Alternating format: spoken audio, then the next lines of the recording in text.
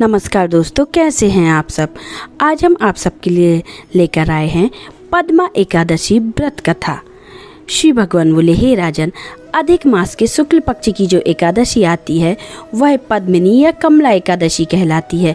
वैसे तो प्रत्येक वर्ष 24 एकादशियां होती हैं। जब अधिक मास या मल मास आता है तब इनकी संख्या बढ़कर 26 हो जाती है। अधिक मास या मल मास को जोड़कर वर्ष में 26 एकादशी होती हैं। अधिक मास में 2 एकादशी होती हैं, जो कि पद्मिनी एकादशी शुक्ल पक्ष और परमा एकादशी कृष्ण पक्ष के नाम से जानी जाती है।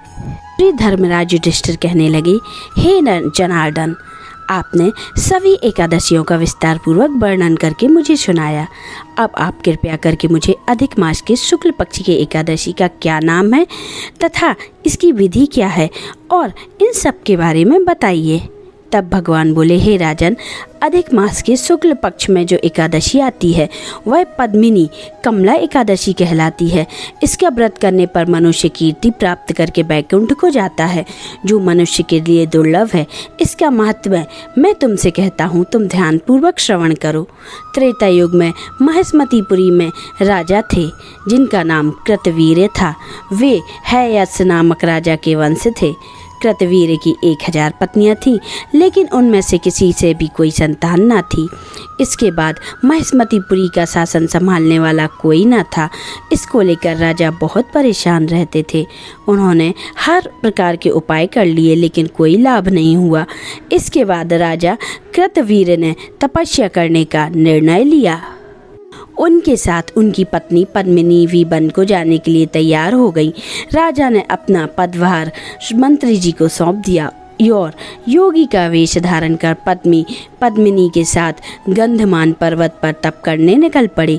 कहा जाता है कि पद्मिनी और कृतवीर्य ने 10,000 साल तक तप किया, परंतु फिर भी संतान प्राप्ति नहीं हुई। सौभाग्यवश एक दिन रानी पद्मिनी की भेंट सती अनसुईया से हुई। तब उन्होंने सती अनसुईया को अपनी सारी कथा सुनाई। तब सती अनसुईया ने रानी पद्मिनी को अधिक मास के शुक्ल पक्ष की एकादशी का व्रत करने के लिए कहा। सती अनसुईया ने कहा, यह बहुत ही दुर्लभ व्रत है। इसके पालन से तुम्हारी सभी मनोकामनाएं अवश्य पूर्ण होंगी। रानी पद्मिनी ने संतान प्राप्ति की कामना के साथ इस एकादशी का व्रत का संकल्प किया और पूरे विधि विधान के साथ निराहार रहकर एकादशी का व्रत का पालन किया।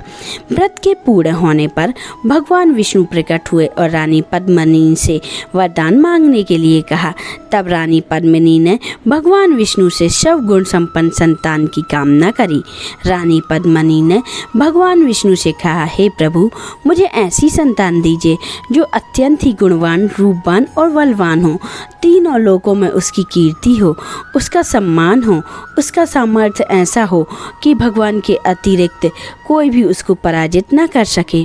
भगवान ने रानी पद्मिनी को उनकी इच्छा के अनुसार वर प्रदान किया। रानी पद्मिनी ने शवगुण संपन्न पुत्र को जन्म दिया।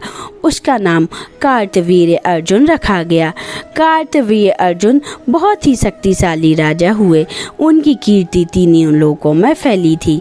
भगवान श्री कृष्ण ने कहा, युधिष्ठिर, जो भी मनुष्य इस परम दुर्लभ और महान पुण्य देने वाली पद्मिनी एकादशी का व्रत करेगा, उसके महात्म्य और परम पुण्य देने वाली कथा को पढ़ेगा या श्रवण करेगा, उसके जन्म के साथ पूर्व जन्मों के पापों का भी क्षय हो जाएगा और मृत्यु के बाद उसे वैकुंठ का वास प्राप्त होगा।